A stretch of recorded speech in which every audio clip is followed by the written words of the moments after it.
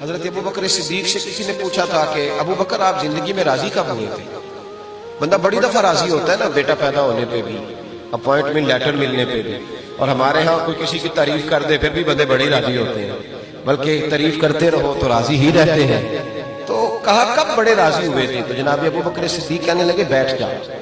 ان کی زندگی میں بڑے مقام آئے تھے، اولاد بھی ہوئی، مسلمان بھی ہوئے، بڑی ساری دولت بھی اللہ نے دی، اور جناب ابو بکر صدیق کی زندگی میں وہ موقع بھی آیا جب وہ کلمہ پڑھ کے مسلمان ہوئے، اور سب سے پہلے ہوئے۔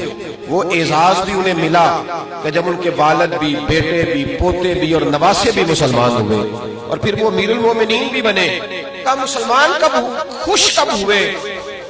تو فرمانے لگے اس دن خوش ہوا تھا جس دن میں نبی پاک کو مکے سے مدینے لے کے جا رہا تھا۔ فرمانے لگے رستے میں گرمی بڑی سخت تھی، نبی کریم کو پسینہ آ رہا تھا، میں دعا کر رہا تھا کہیں تھوڑا سا سایہ مل جائے نا تو حضور کو ذرا آرام کراؤں، تھوڑا سا سایہ۔ کہتے ہیں کہ ڈھلان نظر آئی، اس کا سایہ تھا۔ میں نے عرض کی حضور اگر اجازت دیں تو سایہ دیکھا۔ لوگ کہتے ہیں تعلیم کی بات کرو، ابو بکر صدیق تو ذات مصطفیٰ کی بات کر رہے ہیں، یہ کوئی دین کی تبلیغ نہیں کر رہے، یہ حضور کی ذات کے ساتھ جو ان کی وابستگی ہے اس کا اظہار کر رہے ہیں۔ فرمانے لگے میں سایہ ڈھونڈ کے آیا، یا رسول اللہ تھوڑی دیر آرام کر لیں۔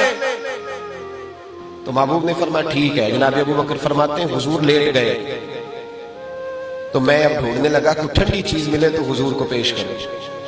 آپ فرماتے ہیں کہ ایک چرواہا بکریاں چرا رہا تھا، میں نے اس کو کہا کہ بکری کا دودھ مل جائے گا؟ کہنے لگا یہاں میں مہنگا دوں گا۔ فرمانے لگے تو بتا کتنے پیسے لے گا؟ جتنے پیسے تو کہے گا میں اتنے ہی دے دوں گا۔ فرماتے ہیں اس کے ساتھ سودا ہو گیا۔ میرے پاس ایک لکڑی کا برتن تھا، اس میں پانی تھا، میں نے ایک روایت میں پانی تھا، اور ایک یہ ہے جو کنز المال کے لفظ ہے وہ یہ ہے کہ پانی وہاں سے دور تھا، پہاڑ کے پیچھے تھا۔ میں نے اس کو کہا یار مہربانی کر، یہ پیالہ بھی دھو لے، اپنے ہاتھ بھی دھو لے، بکری کے تھن بھی دھو لے۔ مجھے کہنے لگا بڑے پاک صاف لگتے ہو۔ تو میں نے کہا یار میں نہیں پاک صاف، جس کے لیے لے کے جانا ہے انہیں اللہ نے بڑا طیب و طاہر پیدا کیا ہے، ان کے لیے لے کے جانا ہے۔ تو کہنے لگے پھر تو خود ہی محنت کر۔ فرماتے ہیں دور تھا کنواں، میں دوڑتا گیا پہاڑ کے پیچھے۔ یہ کیا ہو رہا ہے؟ جہاد نہیں کر رہے، ذات مصطفیٰ سے پیار کر رہے۔ فرماتے ہیں میں پہاڑ کے پیچھے جا کے کنویں سے پانی بھر کے لایا، اور پھر میں نے پہلے بکری کے تھن دھوئے، پھر میں نے اپنے ہاتھ دھوئے۔